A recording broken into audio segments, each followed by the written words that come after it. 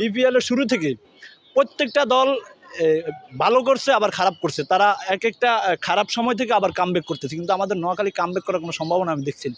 আগামীতে আমরা সুজনকে যাতে না চাই, আমাদের এই আর কি প্রত্যাশা। আর আমাদের কথা একটাই থাকবে, নোয়াখালী বিভাগ চাই। নতুন হিসাবে আমরা যতটুকু আগাইছি এটাতে আমরা মুগ্ধ। বলতে গেলে আমাদেরকে 6 থেকে 7টা ম্যাচ আমাদেরকে হতাশ করে দিয়েছে।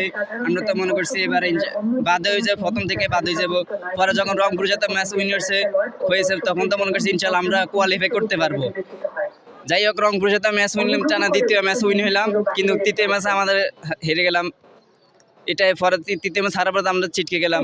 এখন আজকে লাস্ট ম্যাচ রংপুরের সাথে, এই ম্যাচটা আমরা জিতার আশা নিয়ে এসেছি। ইনশাল্লাহ আজকে ম্যাচ জিতে উইন করে আমরা মানে বিপিএল থেকে বিদায় নিব আর কি। কাকে দায়ী বলতে গেলে আমাদের কথা সুজন ভাই।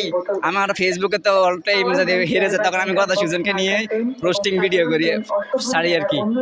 এখন মানে তারও কিন্তু অনেক ছিল আর কি, মানে ম্যাচ জিতার। গত যে 24 এবং 23 মৌসুম যখন ঢাকা ক্যাপিটালস করেছে, মানে করছিলেন, তখনও তারা হেরে গিয়েছে। মানে বলতে গেলে 8 থেকে 9টা ম্যাচ তারা হেরে গেছে আমাদের সাথে সেম। আমাদের নোয়াখালী গদা সুজন যেখানে যায় ওই ম্যাচগুলো তারা হেরে যায়। তারপর সুজন ভাইকে আমরা তারপর সেলুট জানাই। আমাদের নোয়াখালী আমরা তো বলতে গেলে একটা আগামীতে আমরা সুজনকে যাতে না চাই, আমাদের এই আর কি প্রত্যাশা। আর আমাদের কথা একটাই থাকবে, নোয়াখালী বিভাগ চাই। আগামী 12 ফেব্রুয়ারি নির্বাচন পরে যাতে আমরা নোয়াখালী বিভাগটা পাই।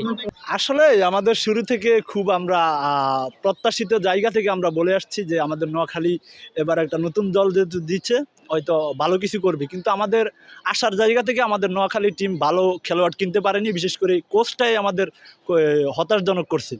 কোচ যে সুজন ভাই, আমার মনে হয় না ওনার ন্যূনতম ক্রিকেটের প্রতি কোনো অভিজ্ঞতা আছে বলে আমরা মনে হয় না।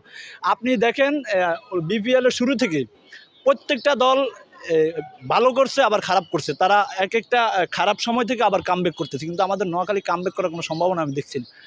এটার কারণ কি? খেলোয়াড়দের দোষ দিব না, কারণ এখানে ভালো খারাপ সবাই আসে, কিন্তু এটা চয়েস করে নিতে হয় আপনাকে। আমাদের কোচ আমার মনে হয় না ভালো খেলোয়াড় অন্তর্ভুক্ত আমাদের দলে করছে, এটা আমার মনে হয় না। আপনারা তো ওনার আমাদের ক্রিকেটে আমাদের নোয়াখালী টিমের খেলা দেখে ওনার প্রতি মন্তব্য কেমনটা আসে আপনি বুঝতে পারেন। বিভিন্ন আপনি দর্শকদের থেকে সবার থেকে তো মতামত নিচ্ছেন, ওনার প্রতি মানুষের অনাগ্রহটা কেমন, এটা আপনি আরও কয়েকজনের থেকে আপনি সাক্ষাৎকার নিলে বুঝতে পারবেন। যে আমার অনাগ্রহ বলতে আমি মনে করি যে সুজন ভাই শুধু নোয়াখালী না, উনি আমাদের গ্রাম অঞ্চলের মাঠে নেতৃত্ব দেওয়ার মতো ওনার যোগ্যতা রাখে না। ওনার প্রতি উনি ক্রিকেটের প্রতি তেমন ওনার কোনো অভিজ্ঞতাই নেই। জাকের আলী অনেককে যদি বলেন বিরাট কোহলি, তাহলে মনে করবেন বাংলাদেশের ক্রিকেটের কোন পর্যায়ে পৌঁছাইছে আপনি এটা বুঝতে পারেন। জাকের আলীদের মতো খেলোয়াড়দের কারণে বিপিএল এর সৌন্দর্যটা হারাচ্ছে।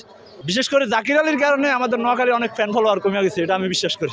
আর সৌম্য সরকার আমাদের সবারই পছন্দের খেলোয়াড়, কিন্তু আসলে অনেক খেলোয়াড় খারাপ খেলার কারণে বাকি যারা ভালো পারফরমেন্স করার কথা তারাও মানে মনোবল হারাচ্ছে আর কি। এই কারণে হচ্ছে তাদেরও খেলার একটু ঘাটতি দেখা যাচ্ছে। যদিও একটু খারাপ খেলে থাকে, তারপরও আমরা এটাতে খুশি আছি, সন্তুষ্ট আছি আলহামদুলিল্লাহ। আগামীতে আশা করি আমরা অনেক ভালো খেলবে নোয়াখালী, অনেক ভালো টিম নিয়ে ভালো নিয়ে ভালো খেলবে, এটাই আমরা আশা করি। আসলে আমি জাকের আলীকে নিয়ে ওরকম কিছু বলতে চাই না, কারণ হচ্ছে জাকের আলী সবাই সবার কাছ থেকে চেষ্টা করে যায় যে ভালো পারফরমেন্স করার জন্য, ভালো খেলার জন্য। এখানে জাকের আলীর দোষ যে তা না, সবাই ভালো খেলার চেষ্টা করে, ভালো খেলা ট্রাই করে, এটাই সামনে আরও ভালো খেলবে, এটা আমরা আশা করি। নতুন হিসাবে আমরা যতটুকু আগাইছি এটাতে আমরা মুগ্ধ। এতে আর কিছু বলার নাই ভাই, যেহেতু নোয়াখালী নতুন টিম আসছে, আস্তে আস্তে সামনে আরও দল খেলবে, আরও বিভিন্ন জায়গায় খেললে তারপরে দেখা যাবে কি আস্তে আস্তে বড় একটা পর্যায়ের দিকে যাইতে পারবে। জাকির আলী আমাদেরকে বলতে গেলে জ্যাকি ভাই। আমি এক কথা বলে জ্যাকি ভাই এবং চুইংগাম ভাই, যা প্রথম থেকে পারফরমেন্স ভালো ছিল না, পরে যখন নাবি আসলো তাকে তো উঠাই বসেছে। নাবিও অনেক ভালো খেলছে, কিন্তু 2 ম্যাচ না 3 ম্যাচ খেলার পর নাবি চলে গেছে। এবং তার ছেলে অনেক প্রথম ম্যাচে অভিষেক হয়ে অনেক ভালো একটা মানে অল্প জন্য সেঞ্চুরি করতে পারে নাই, একটা আফসোস রয়ে গেল আমাদের। এবং আগামীতে আরো ভালো ভালো কুশল ম্যানেজার থাকতো এবং জনসন সার্চ এটা তো থাকতো, তাহলে আমাদের আরো শক্তিশালী হয়ে উঠতো এবং নোয়াখালী ফাইনাল খেলতো।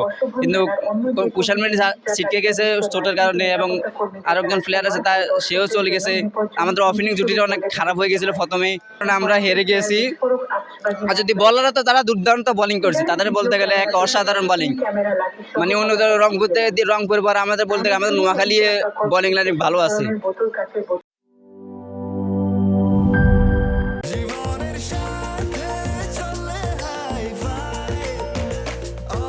স্বাস্থ্যকর অল টাইম, সব সময় অল টাইম হেলদি লাইফ।